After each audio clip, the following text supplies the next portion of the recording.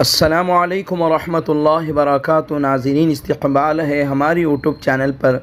مکاتب کی اہمیت انسانی زندگی میں بے حد ہے، کیونکہ یہ افراد کی ذہنی، اخلاقی اور سماجی تربیت کا بنیادی ذریعہ ہے۔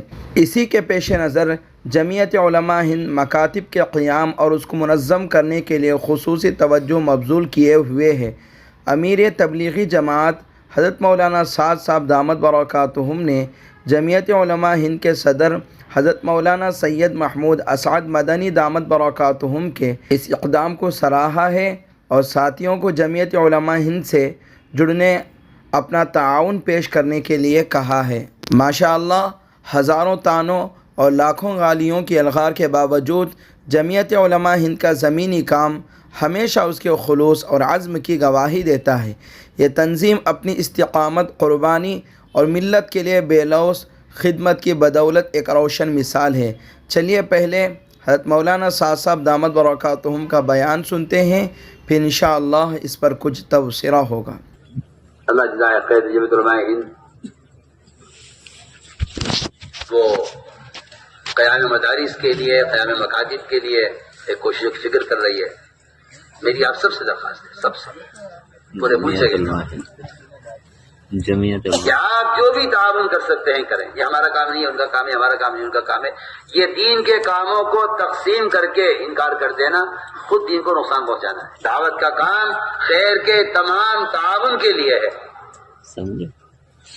خیر کے تمام کاموں میں تعاون کے لیے آپ جس تحریک سے وابستہ ہیں ہوا کریں، لیکن یہ آپ کی ذمہ داری ہے کہ جب تو جماعت کا آدمی ہے، جماعت کا آدمی کیا ہوتا ہے؟ تعاون تقویٰ سارے ایمان والوں کے لیے حکم ہے، یہ کوئی تنظیمی کام نہیں ہے۔ آپ اس کے لیے جو بھی تعاون کر سکتے ہیں، جان سے، وقت سے، مال سے، زمین سے کیجیے مکاتب قائم کرنے۔ اگر آپ یہ کہتے ہیں کہ نہیں جی اس کو حکومت دیکھے گی، تو میں تو آپ سے صاف کھل کر آپ سب سے کہتا ہوں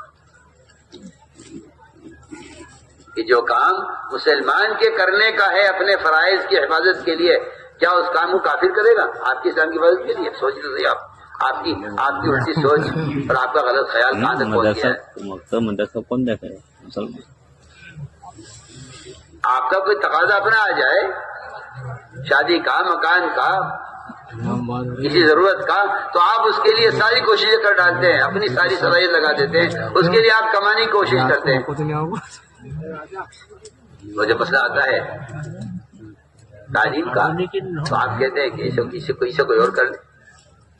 نہیں میرے دوستوں، میری آپ سے درخواست ہے پورا مجمع اس کا عزم کرے کہ انشاءاللہ ہم سے جو ہو سکے گا اپنی جان سے، مال سے، وقت سے، زمین سے، جائیداد سے، جو کچھ ہمارے پاس ہے ہم اس کو مدارس اور مکاتب کے قیام پر صرف کریں گے۔ میں آپ سے 100 بار قسم کھا کے کہتا ہوں اللہ تعالیٰ کی کہ مومن کے مال کا تعلیم سے بڑھ کر اس سے بڑا کوئی مصرف نہیں ہے، اس لیے کہ امت کی ارتداد کا اور امت کی بے دینی کا جو بنیادی سبب وہ جہل اور دین سے ناواقفیت ہے۔ یا تو آپ مسلمان کو دین سکھلائیں، ورنہ کافر مسلمان کو کفر سکھلائے گا۔ میں تو آپ سے کھل کر کہہ رہا ہوں۔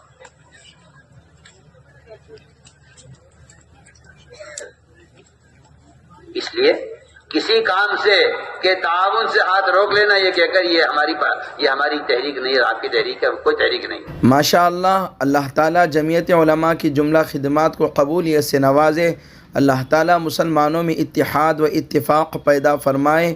اللہ تعالیٰ جہاں جہاں مکاتب چل رہے ہیں اس کو منظم کرنے، اس کا تعاون کرنے، اس کا اقدام کرنے کی طاقت اور توفیق عطا فرمائے۔ آمین۔ جزاک اللہ خیرا۔